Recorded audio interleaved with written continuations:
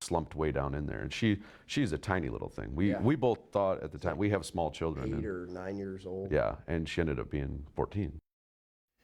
Tonight, we hear for the first time from 2 Kalamazoo public safety officers who have never before spoken publicly about their own heroics on the night of last year's mass murders in Kalamazoo. They were the first to respond to the gruesome scene at the Kalamazoo Cracker Barrel. Tonight, we find out how they encountered what can only be described as a living hell, and then discovered an angel.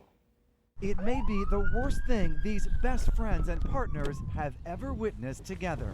I'm telling him, hey, we got a bunch of dead people here, and he started going back through, just double checking everything, and he found Abbie in the floorboard.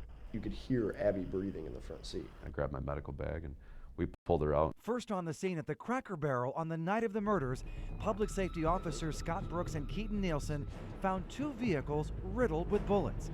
1 woman dead in a minivan, 3 others in a car, and barely visible in that car of carnage, a barely alive little girl.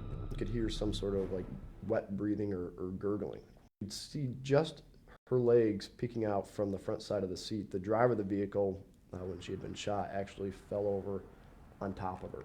It almost looked like she had tried to slouch down almost to hide. Officers Brooks and Nielsen knew they had only seconds to save this child's life. Not getting anything yet, tracker. She was like slumped way down in there, and she's a tiny little thing. We both thought at the time, we have small children. 8 or 9 years old. Yeah, and she ended up being 14.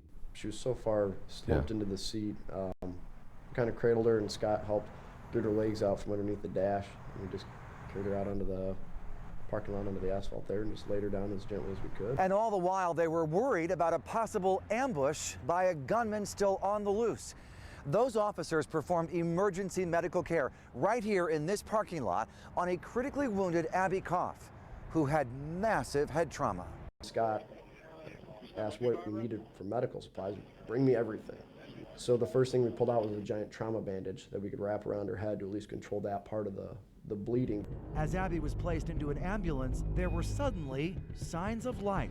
Actually, once we loaded her up onto the ambulance, you could see her trying to cover herself. Yeah, she obviously still had a lot of brain function going on just from her movements that she was doing. I'm particularly proud of them. KDPS Chief Jeff Hadley says his officers' medical training gave Abbie a fighting chance, and it's proof that the public safety model adopted decades ago in Kalamazoo is working. Although officers Brooks and Nielsen are only now getting the credit they deserve. I didn't actually realize that our officers were first on scene and had rendered medical care to Abigail until weeks or months later. And now, a full year later, Abbie is still fighting to fully recover.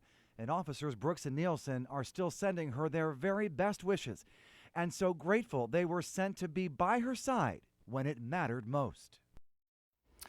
Immediately after turning Abbie over to the paramedics, officers Brooks and Nielsen went out looking for the shooter. And just a few hours later, they were on scene as Jason Dalton was arrested. They visited Abbie in the hospital in the days that followed and hope to see her again soon.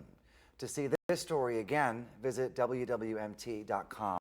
I'm Jessica Harthorn. Thanks for watching. If you like this video, there's plenty more to see. Just take a second and subscribe to our channel.